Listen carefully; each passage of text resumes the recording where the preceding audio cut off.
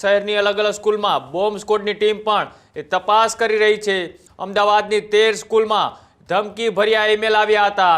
શહેરની અલગ અલગ સ્કૂલમાં બોમ્બ સ્ક્વોડની ટીમ પણ તપાસ કરી રહી છે।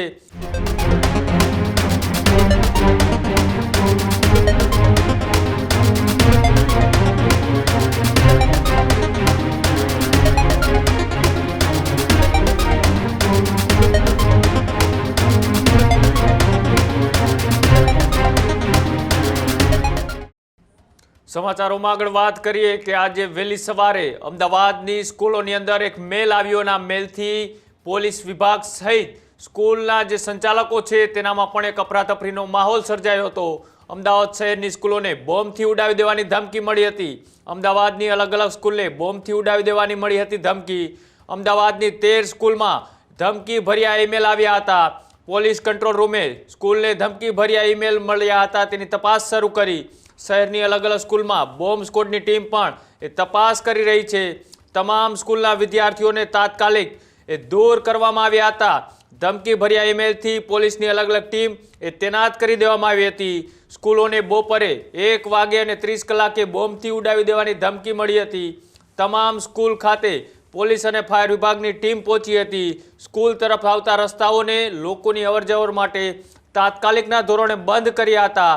એમ્બ્યુલન્સને પણ તમામ સ્કૂલો પર સ્ટેન્ડ બાય રાખવામાં આવી હતી।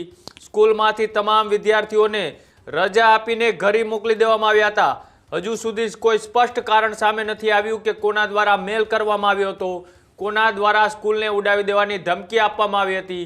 પોલીસની તમામ ટીમો, પોલીસની તમામ એજન્સીઓ અત્યારે તપાસ કરી રહી છે। તમામ સ્કૂલોને અત્યારે ખાલી કરી દેવામાં આવી છે। એક બાદ એક 13 જેટલી સ્કૂલોને વહેલી સવારે 9 વાગ્યાથી આ મેસેજ ઈમેલ મારફતે આપવામાં આવ્યો હતો। ત્યારથી લઈ અને પોલીસ અધિકારીઓ હોય કે પછી બોમ્બ સ્ક્વોડ હોય આ તમામ એલર્ટ મોડ ઉપર હતા।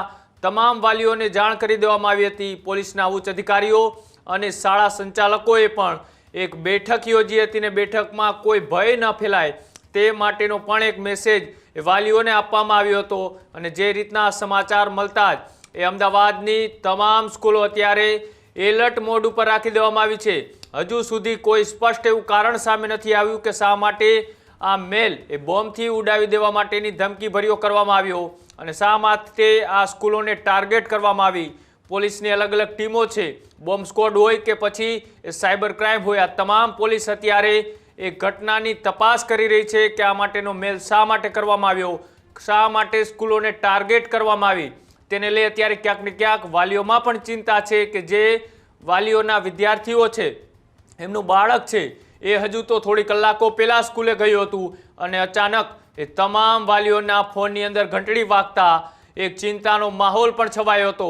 ત્યારબાદ પોલીસ અધિકારીઓ હોય કે પછી ડીડીઓ સહિતના અધિકારીઓ એ તાત્કાલિક આ ઘટનાની જાણ થતાં તમામ સ્કૂલો પર પહોંચ્યા હતા। વાલીઓને સમજાવવાનો પ્રયત્ન પણ કરવામાં આવ્યો હતો।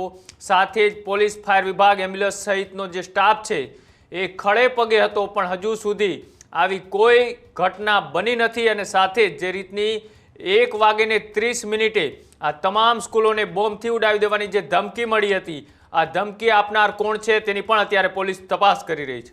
અત્યારે જે પ્રકારે કેટલીક શાળાઓમાં ઈમેલ મળ્યા છે બોમ્બથી ઉડાવી દેવાની, હું વાલીઓ આશ્વસ્ત રહે એટલા માટે રાજ્ય સરકાર વતી હું વાલીઓને સ્વસ્થ રહેવા માટે વિનંતી કરું છું। માનની હર્ષભાઈના માર્ગદર્શન નીચે આપણો પોલીસ વિભાગ એ સુપેરે સુરક્ષા માટે કામ કરી રહ્યો છે। જેવા મેલ મળ્યા તમામ સ્કૂલો 10 થી 15 સ્કૂલો છે, તાત્કાલિક બોમ્બ સ્ક્વોડ, સ્નીફર ડોગની ટીમો એ ચેકિંગ માટે મોકલી દેવાય છે। અત્યાર સુધી કંઈ વાંધાજનક મળ્યું નથી। મારે ડીજીપી સાથે, વિકાસભાઈ સાથે વાત થઈ છે, માનની હર્ષભાઈ સૂચનાઓ આપી છે, ચેકિંગ બાકી છે, ત્યાં પણ શરૂ છે, પણ અત્યાર સુધી કોઈ વાંધાજનક વસ્તુ મળી નથી। સંબંધિત શાળાઓએ શિક્ષણ કાર્ય સ્વાભાવિક છે કે આ પ્રકારની ધમકીના કારણે જોખમ ન લઈ શકાય એટલે એ બંધ કરી છે।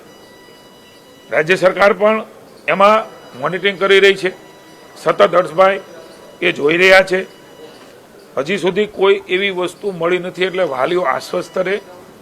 આપણે પ્રાર્થના કરીએ કે કોઈ વસ્તુ મળે નહીં, મળે તો પણ કેન્દ્રની સૂચનાઓ અનુસાર આપણી રાજ્યની પોલીસ માનની ભૂપેન્દ્રભાઈ અને હર્ષભાઈની સૂચનાઓ અનુસાર સતર્ક છે.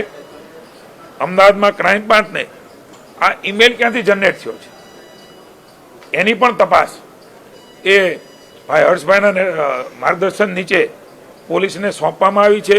એટલે ક્યાંથી જનરેટ થયું છે, કોણે કર્યો છે, સાચો ખોટો કેટલો છે, એની ઉપર પણ એક્શન લેવા માટે પોલીસ એ તૈયાર છે.